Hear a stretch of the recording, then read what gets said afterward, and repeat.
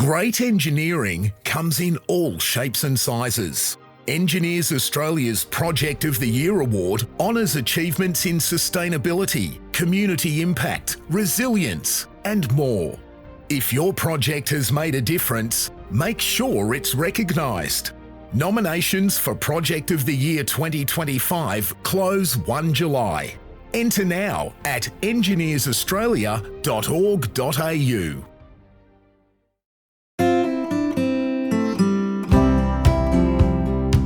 You're listening to Energy Insiders, a weekly update on clean energy and climate policy with Renew Economy's editor Giles Parkinson and leading energy analyst David Leach. Energy Insiders is brought to you by Evergen, providing cutting-edge energy management software for battery optimisation, virtual power plants and distributed energy resources. And Pylon, helping solar installers and retailers design high-resolution solar proposals in minutes. Hello and welcome to this latest episode of the Energy Insiders podcast. My name is Giles Parkinson. I'm the editor-in-chief of Renew Economy and founder and editor of the EV Focus The Driven. And joining me, as usual, is ITK principal David Leach. David, I trust you are well. I'm well, Giles. Following election results here in Bradfield, which has been one of the closest results ever. But anyway, that's not what we're talking about today.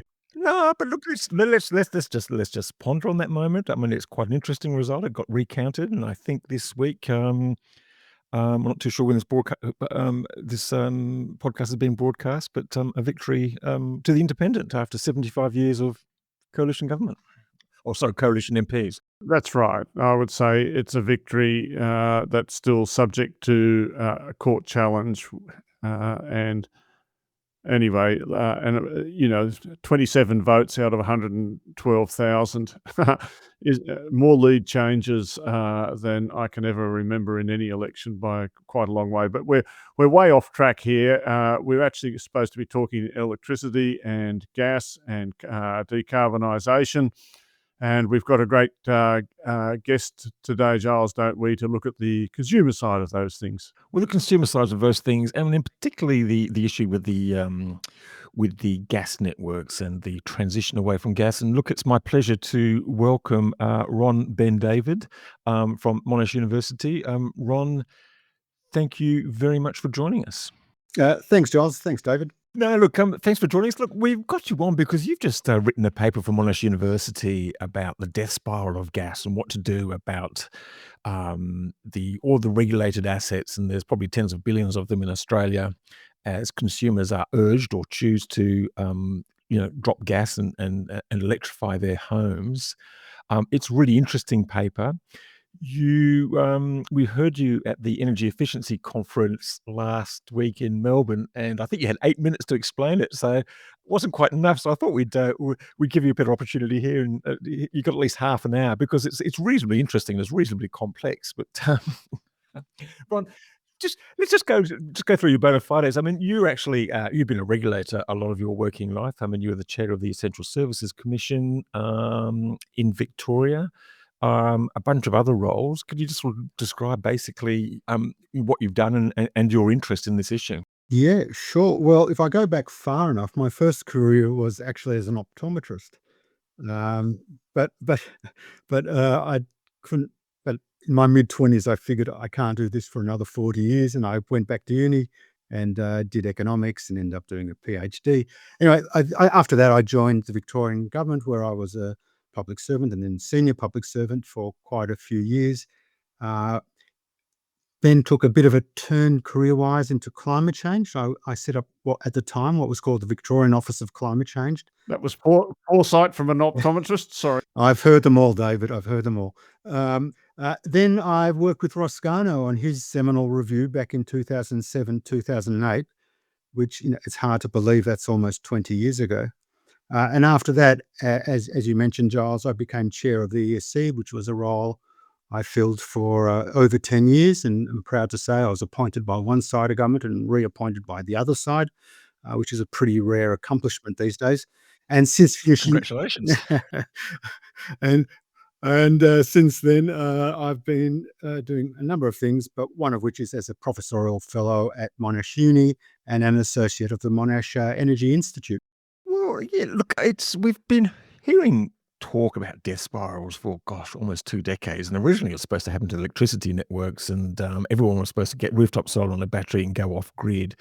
That looks like it's probably not going to happen now. And it was never really desirable, but it looks like most of the utilities, be they the networks and the generators and the retailers, understand that rooftop solar is a thing and other consumer resources is a thing, and that's probably an asset. And once they can get their mind around the new business models, everyone's going to more or less stay on the grid, and that's not going to happen.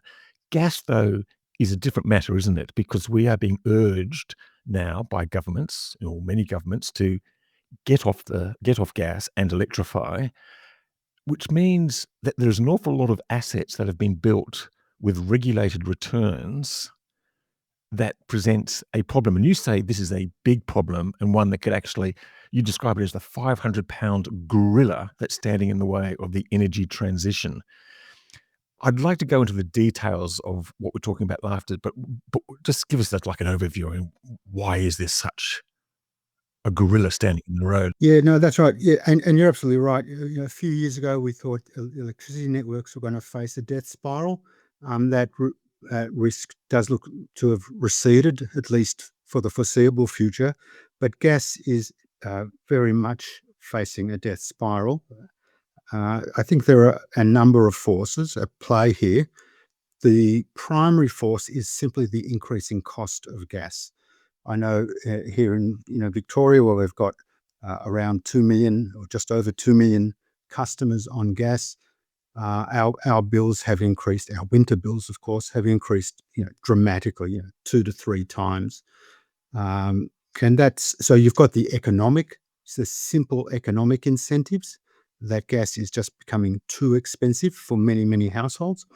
And then, of course, as you mentioned, you've got the policy objectives with various state governments, federal government, really starting to promote electrification and, well, the flip side, degasification of households and businesses where that is possible. So we do have a real pressure point for people to leave the gas network. And I guess we'll go into this in a little bit more detail in a moment. But there is a very large, what's called regulated asset base, which is effectively the recovery of sunk costs by investors from consumers. And as consumers drop off the network, start using less gas, the ability to recover that becomes harder and harder because prices have to increase in order to repay that sunk investment. And we get into what's called the death spiral or a positive feedback loop, whereby higher prices drive more customers off the network, which in turn drives higher prices, which in turn drives more customers off the network. And this is a very, very real risk to the viability of the network and customers' support for the entire energy transition. Because if they lose confidence because for whatever reason they individually can't move off gas, then they're going to demand political action. And it's only so long that our political leaders will be able to resist those calls for action. And Ron, it's a lot of things, but I wouldn't be so hesitant or so quick to dismiss the thing that a similar sort of thing isn't going to happen to electricity networks. We're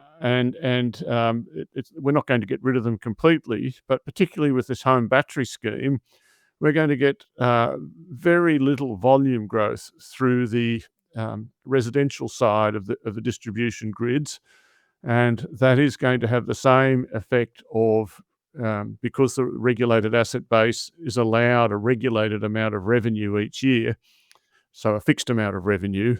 Then the unit prices are going to have to increase. And this is something I want to talk about a little bit more, but I thought it might be interesting for the listeners who probably haven't looked at regulated assets as long as I have or you have, to just reflect on the history of the idea and to understand it came about through separating out the gas business from the production and the retailing to the actual physical distribution and deciding that was a monopoly.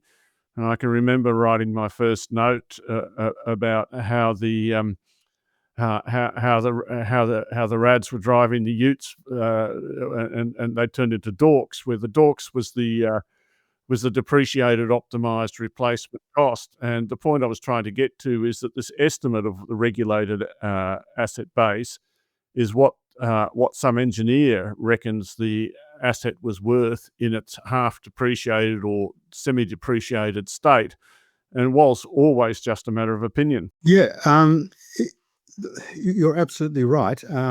What you're talking about there is the way the RAB was set in the first place. And once, sort of good economic principles say, or regulatory economic principles say, that once the initial value is set, it's basically set forevermore. So we don't revisit that. But what has happened in the 30 years since the networks have come under an economic regulatory framework, of course, the RAB has grown as networks have continued to invest in new assets, whether it be through or replacement expenditure or augmentation of the network to support population growth. How big is it? Is there some way to quantify it? Is it 10 billion, 20 billion, 30 billion? From what I've read, the gas distribution RAB across Australia is in the order of about $10 billion, and the gas transmission is in the order of about $2 billion. I don't have the figures in front of me, but the electricity network is much, much, much, much bigger. So the regulatory asset base for the electricity distribution companies is in the order of 90 to 100 billion. So just to give you a sense of scale. And that's the largest single source in the electricity in the industry value chain, is the last mile, essentially wires and poles networks of the electricity businesses. And it's been the part, it's also worth mentioning that as well as the increase in the value of the network through capital expenditure and augmentation. Augmentation essentially means putting the gas network into new suburbs as much as anything else. It also goes up each year with inflation. But yeah, I just want to break it right down to the simplest form then. So you've got this regulated asset base, and it's $10 billion, maybe $12 billion of the transmission. And so that's this asset base. And the owners of these assets are then entitled through the regulatory regime to get a certain return on that each year. Yeah, so that's exactly right, Giles. Think of it as the regulatory asset base as an IOU. It's an IOU that the regulators, or the regulator, the AER, I suppose, and the AMC write to investors saying, when you invest in the gas network, we will guarantee you effectively an interest rate or a weighted average cost of capital on that investment. And we will also repay the principal of that investment. And that's what's called regulatory depreciation. So your regulation has its own language, but it's just like a mortgage, where a customer will pay each month or each fortnight an interest rate on the borrowed funds, and they'll repay some of the principal. In regulatory speak, there's the regulatory asset base. As I said, that's like an IOU, and in each of our each of our gas bills, we pay like a rate of return on those funds, and we also pay some of the principal back. So the interesting way to think about it is that whether 1 gigajoule of gas goes through the network or 1 million gigajoules of gas goes through the network's entitled to, say, $100, $100 million, $1 billion of revenue. And that's the essential point to understand, that And that's shared by all the customers. and that's split between the customers depending on in various ways. And there's a whole huge argument about how the prices whether it should be fixed costs or charges for volume or whatever. But it doesn't really matter in one sense how it's divided up, because that really just determines how much of the burden falls on one class of customers versus another.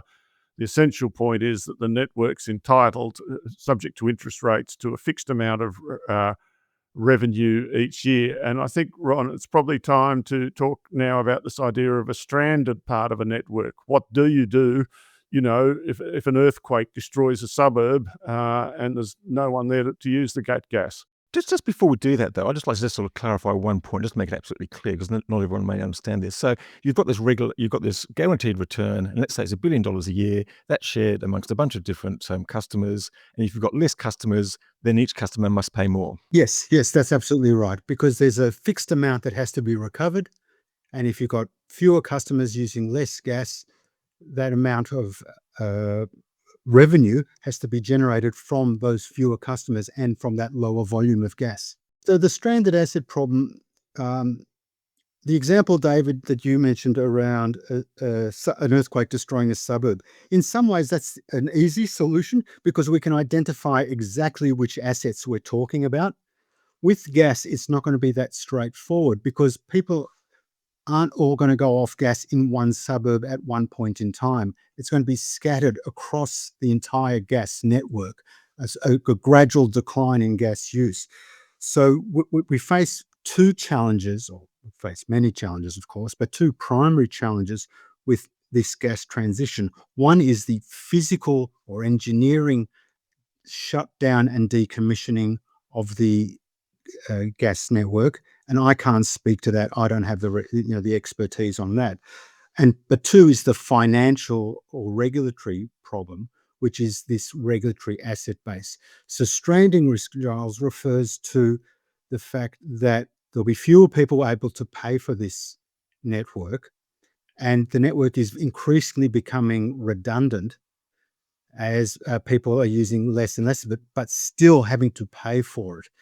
And so what's happening now, and this is the heart of the problem that my paper tries to solve, is the gas networks are starting to get very nervous about this because they realize that whereas they were previously expecting to get the return or the principal of their investments back over anywhere between 30, 50, 80 years, depending on how it's addressed by the AER, now they're starting to realize there may not be a 30 or 50 or 80-year future for gas. In fact, there probably won't be. And the other point is, yes, the network owners are nervous about it, but so are the remaining customers. You don't want to be the customer that's having to pay the stranded cost, because I think your paper mentions that, the cost can be borne either by the government, they pay everything, or by the consumers, or by the network owners, or it can be shared around. And the question is, who is actually going to pay for that? Let me ask you this philosophical question. In the end, we live in a capitalist society where it's expected that the people take risk and get returns. And although it's not a stranding risk is not part of the official way that the regulated cost of capital is calculated, I'm making this too complicated. Shouldn't the network owners have to bear some of that risk themselves? Yeah. Interesting question, David.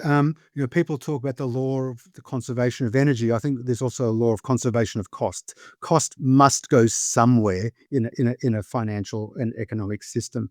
And as you point out, there's really only three parties who can bear this stranding cost. One is investors, and they just wear it by losing the value of their investment. Two is taxpayers. They come in and bail out the networks. Or three, consumers, and we've discussed that at some length. So in some ways, that's the nice part about this problem, that there are really only three places cost can go. The hard part, of course, is deciding who should wear what proportion of that cost. I just want to make one point very clear. My paper does not say investors should wear no cost out of this, I do not suggest that they should be fully indemnified for stranding risk. And there's a number of risks for that, and I can go into it. What I'm proposing is, if once a decision is made as to how much investors should bear in terms of writing off their loss, the rest I provide a mechanism for dealing with the rest of that cost. Now, why do I say investors shouldn't be fully indemnified? There's a number of reasons. First of all, they have received a rate of return over the past, 30 years, which does provide them a risk-based return.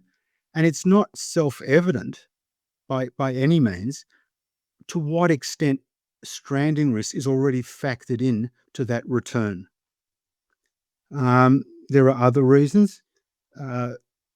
Nowhere does it say. So people refer to something called the regulatory compact, which is some sort of idea that networks should be able to recover their investments. Now, no one disagrees with that, but nowhere does it say, and never has it been tested or even explored,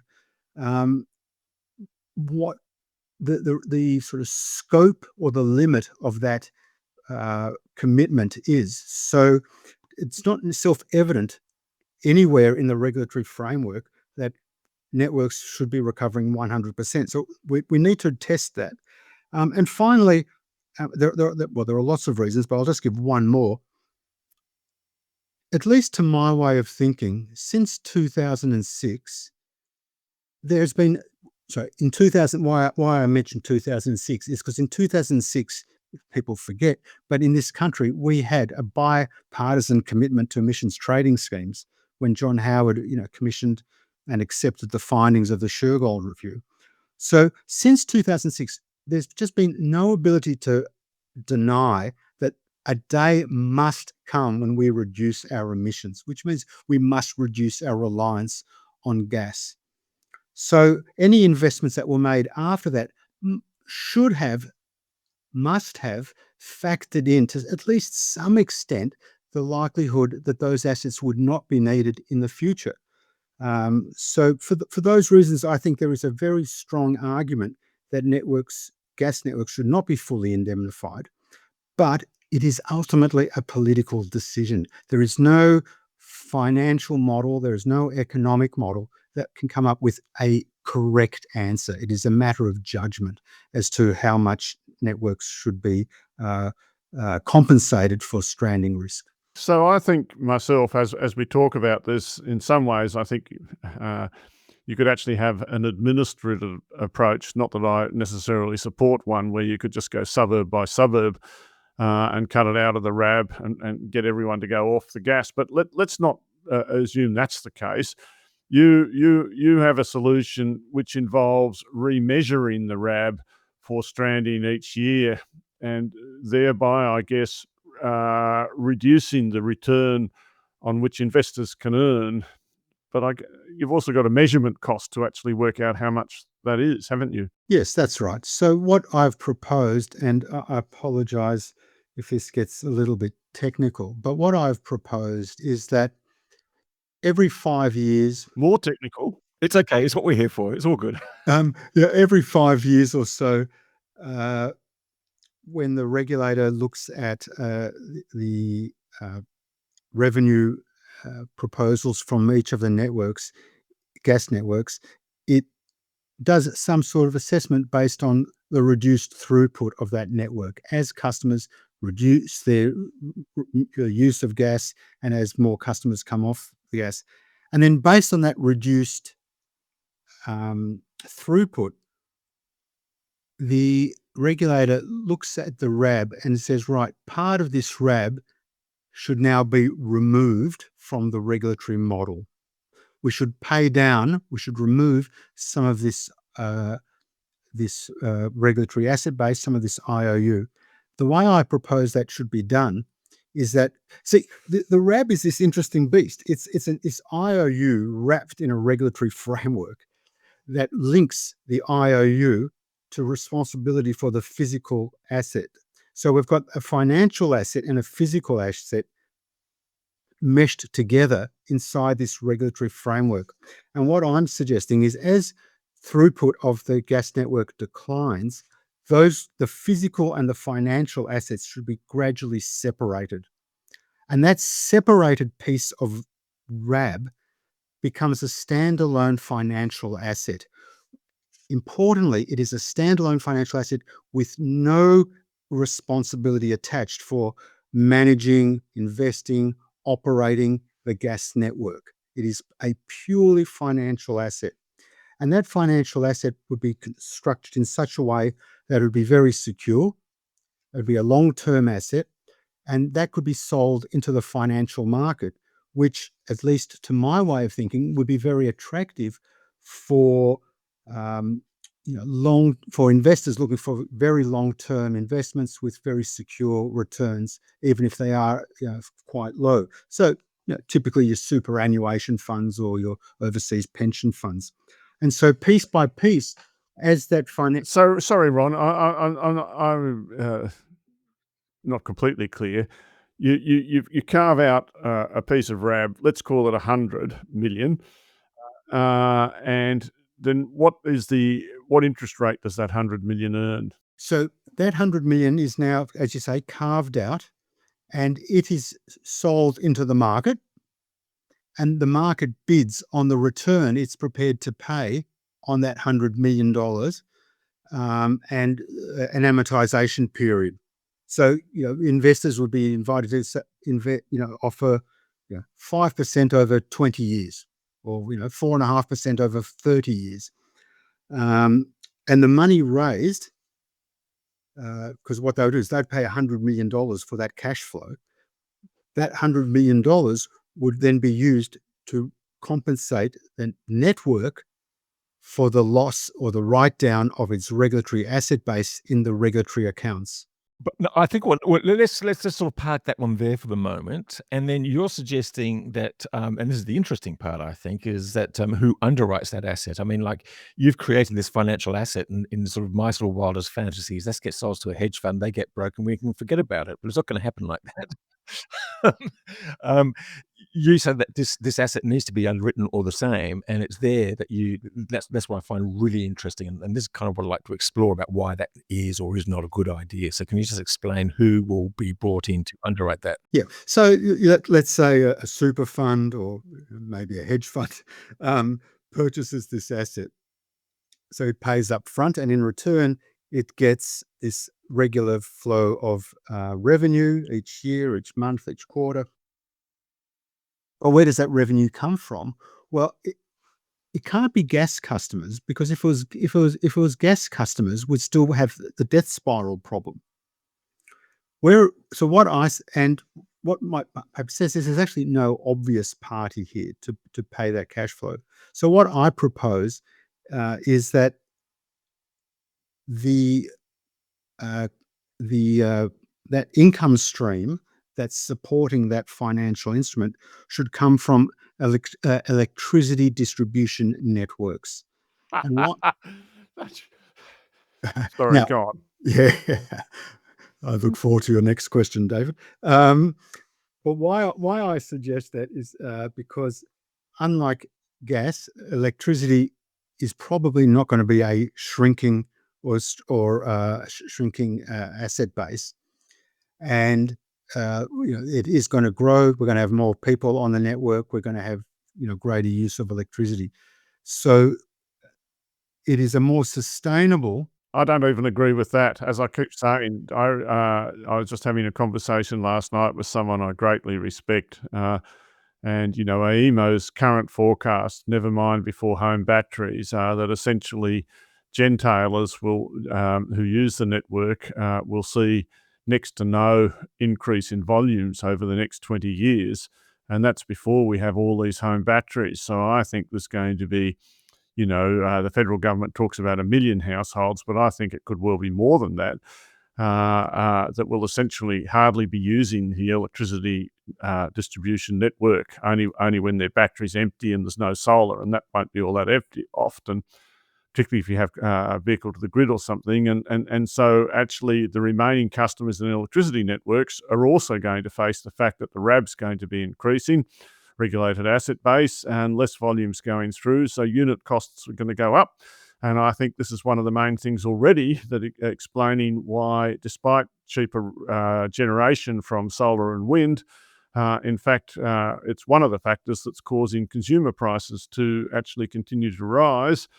And those calculations themselves miss, and I'm getting off the topic, the fact that all the people with solar and the batteries on their roof don't really care about the individual rates because their volumes are so low. So And then on top of all of that, Ron, just mentioning while I'm thinking about it, that the CIS scheme in New South Wales passes any capacity payments to the generators. They are recovered through network distribution charges on what, as I say, are already thin volumes. So you're going to be asking the networks to do a lot more with less. And I mean, I think it's a hard ask. Yeah. Okay. So once again, lots of topics in there. First of all, let me acknowledge that my paper says I haven't done any modelling on this, and I'm not a modeler, and there's a lot of detail that needs to be worked through in order for my idea to be tested. One of which is exactly what you mentioned, David. But two, as long as they're still connected to the network, there may be that sort of connection fee, or I shouldn't call it a connection fee, sorry, like a supply charge. And that supply charge could include this additional cost. Whether it's converted into some sort of volumetric charge, well, that's another debate. But you're absolutely right. The cost has to go somewhere. And it's also unfair to all sorry, just while I'm thinking about it, there's the equity side of things. All these people who never had gas are now being asked to pay for a gas connection network. So you've come to one of my favourite topics, which is equity.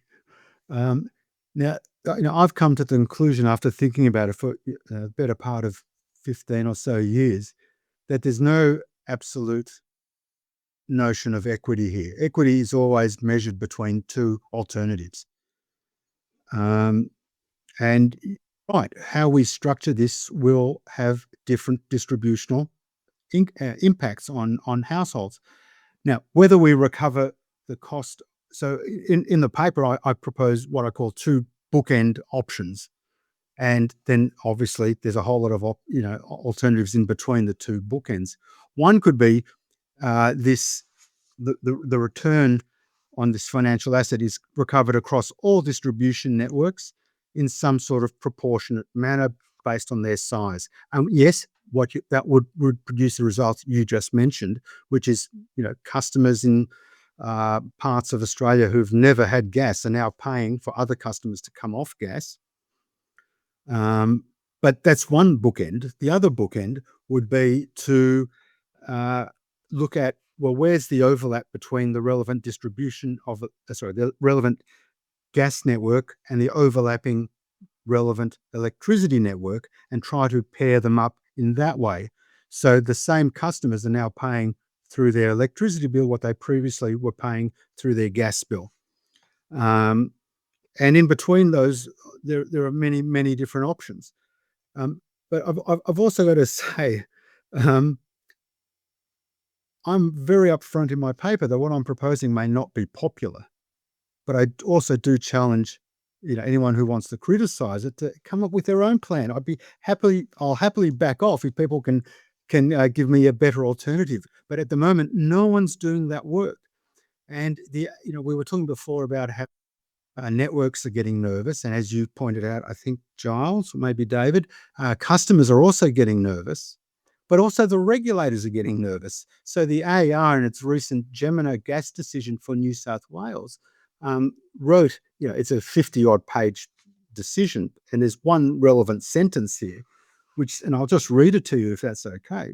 It says, "We continue to encourage an open discussion between consumers, networks, businesses, and governments regarding who should pay for the cost of stranded assets." In other words, to translate that, the AER is saying we can't handle this problem for much longer. We need a policy decision here on how to deal with this cost.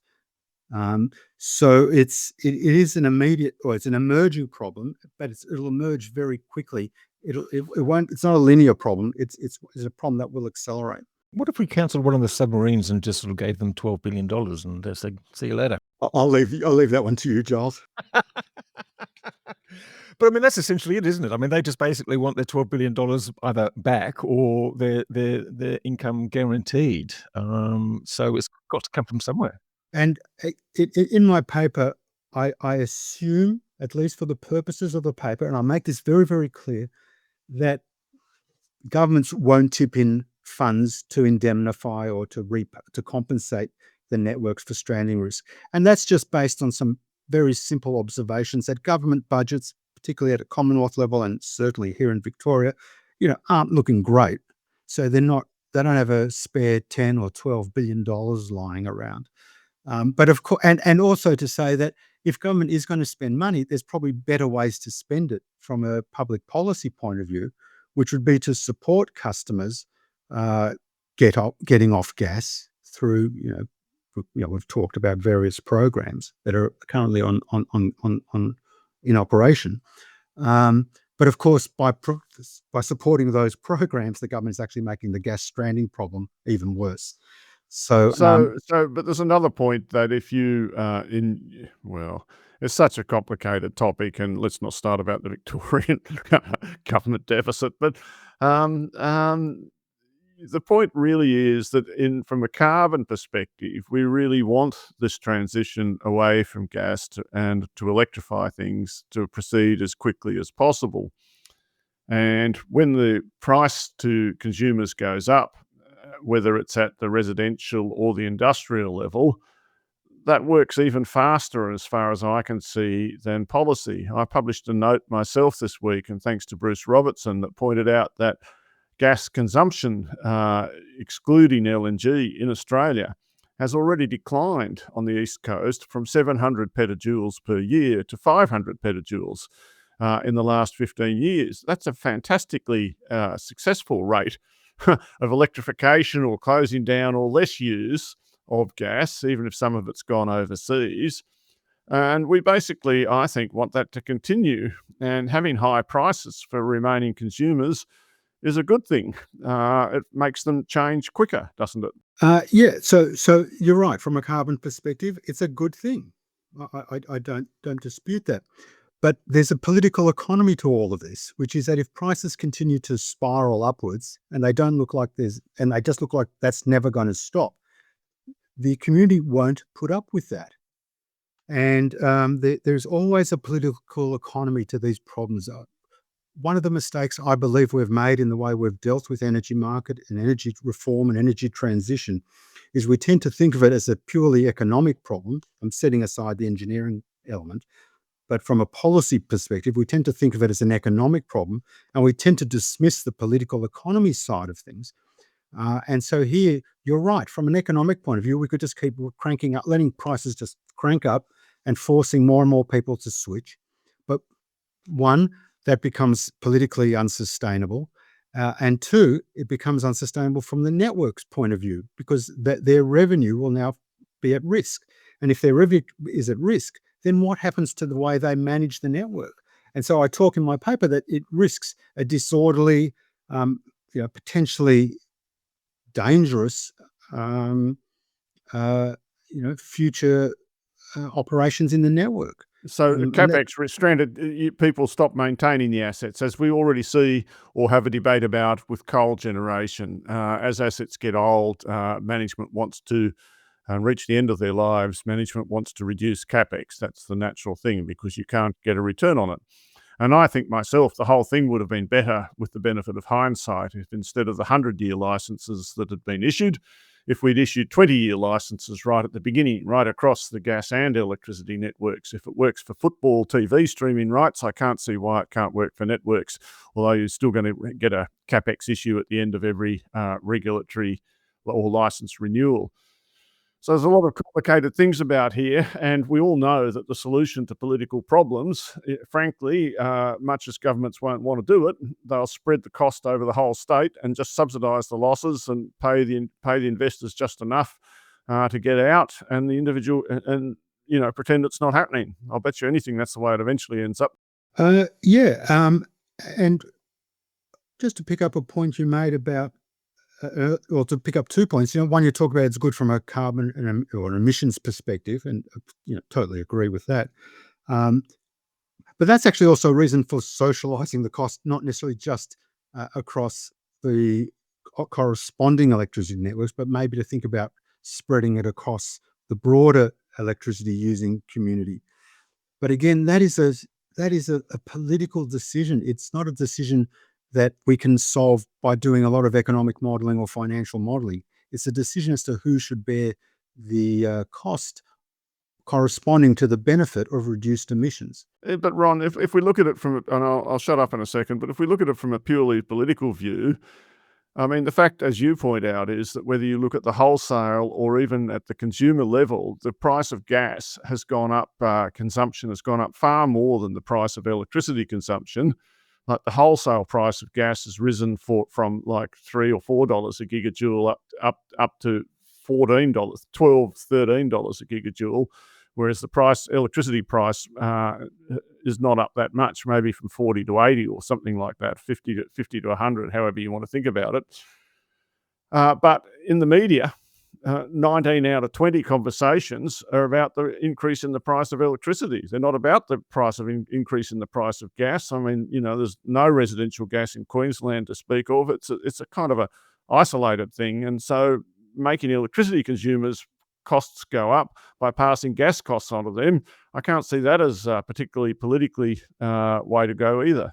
Yeah, I didn't say it was an easy solution. I said it was a possible solution, and like I said, the cost has to go somewhere, and we've got to decide where it goes, and we've got to put in place now a plan for dealing with it, because as I said, it's a problem that gets worse with each year or each 5-year regulatory reset period, where the regulator faces special pleadings from networks, and the regulator has no ability to assess how much to give. So what it does, it comes up with some sort of, like, for example, in the Gemini case I just mentioned a moment ago, the Gemini asked for $230 million, I think, and the regulator with some sort of formulation that ended up giving them exactly half of that. But yeah, it's an arbitrary approach, and we need certainty, because otherwise we're going to get stuck in a spiral, and before too long it will become a hot issue. Maybe not in Queensland, but in Victoria it'll become an unsustainable issue. Yeah, and what's been the reaction? Have you sort of floated this idea with the network owners themselves? Have you floated the idea with the regulators? Have you floated the idea with any politicians? Can you report back on what was the reaction? Yeah, I'm not great at the self-marketing. So I put the paper out there. I send it to people. I will say one of the networks has approached me, and I'll be having a chat with them. I haven't heard anything from any policy departments, and certainly not from any anyone in the sort of political system. I'll bet that gas networks are in favour and electricity networks are less so, but that's just my bet. That's a fair. Ron, what could possibly go wrong? What could possibly go wrong? Oh, the worst thing that will happen is we ignore the problem. We'll just ignore it until it becomes critical, and then, as we all know, when problems hit sort of a tipping point, the community really does demand action, and the political system is forced to respond. And the way they respond, it's predictable they will respond. But it's unpredictable how they will respond. So I refer to that as it's a predictably unpredictable problem. But by virtue of it being predictable, we should be trying to avoid it now, not wait till it emerges as front page story in 5 or 10 years' time. The best time to solve a problem is years in advance. I agree with that. I think that's very well put, and I think your solution's a very interesting one. I doubt that it will end up being adopted myself if I had to bet today, but I think it's great that we're thinking about this so analytically. Yeah. No, look, I've actually found this a really fascinating conversation, Ron. And look, I'm not a regulatory expert, nor am I an investor in gas networks, so I don't really have a sort of a skin in the deal here, and I'm not on a gas network up in northern New South Wales, so no skin in the game at all, apart from being an electricity consumer. But look, I think it's fascinating because the point that you make is that it needs to be solved, and the regulators aren't dealing with it. In fact, no one's really dealing with it. So I just had one final question. Is basically, and maybe the answer is simply because it's regulated and is it in law. I've worked for media organisations through my life, and basically they've had to do these massive write-downs because the value of their mastheads worth tuppence halfpenny now. They once were worth gazillion dollars and they've taken these massive write-downs. Why can't a gas network do that? Because of the regulatory cost of capital, the way it's, well, it can, but you have to appoint the return they earn is as a regulated monopoly. So they don't get, and they're not allowed to earn a high return. They earn a return on the assumption that their risk is very low, and nowhere in the cost of capital, which is comprised of the cost of debt plus the cost of equity, and the cost of equity includes a risk premium, and that risk premium is set to reflect the fact that it's very low risk and doesn't arguably include any stranding risk in the cost of capital discussions, and you won't find stranding risk calculated. So there's the problem. Yeah, and that's what I refer to as the regulatory compact. It's a term that regulators use, which is that that bargain, if you like, between an asset owner and the regulatory system, where the regulatory system provides a guaranteed rate of return over a long period and a return of the capital through depreciation. And when all this was set up back in the 90s, we thought would be on gas forevermore. And not only did we think would be on gas forevermore, we thought the gas network would continue to grow indefinitely. So it was set up in a totally different era when expectations were totally different. And the problem is the world changed.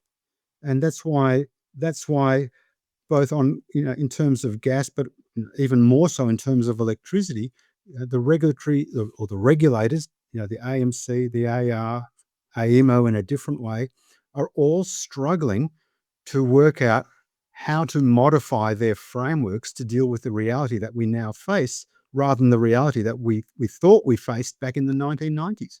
The monopoly model just doesn't work unless there's at least steady volume. The monopoly model just has no way, regulated model, of coping with declining volumes. It's really as simple as that. That's why, in some ways, I increasingly favour, or it's got its own set of risks, the United States model, which regulates the vertically integrated return over the whole business. But anyway, with the benefit of 30 years of hindsight, if we were back in 1990s, we would obviously do things very, very differently. Well, obviously, I was just about to say we need a time machine. And then we might be able to solve not that, but many other problems. Ron, it's been fascinating talking to you. I've really appreciated it. I've quite enjoyed your sort of contributions on LinkedIn and elsewhere, and it was actually great to have you on board and sort of discussing what is really a confounding problem, but a very important one. So thank you very much. And I'm hoping that after this podcast, you get a bit more response from people. So I'll be fascinated to see how that turns out. Thank you, Giles, and thank you, David. Thank you, David. Thanks for everyone listening out there.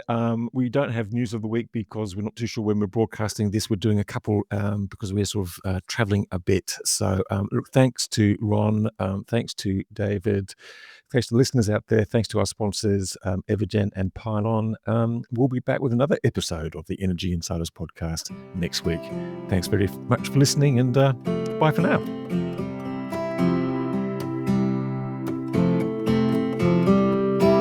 Energy Insiders was brought to you by Evergen, the market-leading renewable energy software business that optimises residential and commercial solar and battery systems. Evergen enables large numbers of systems to operate as a single fleet, so network operators can use them as a virtual power plant, generating significant value for consumers, network operators, and the energy system as a whole. Evergen software is powering the energy system of the future. Energy Insiders was also brought to you by Pylon. Pylon provides easy-to-use solar design software for installers and retailers with pay-as-you-go pricing, no monthly cost and no lock-in contracts. Join Australia's top solar companies who trust Pylon to design high-resolution, CEC-ready solar proposals.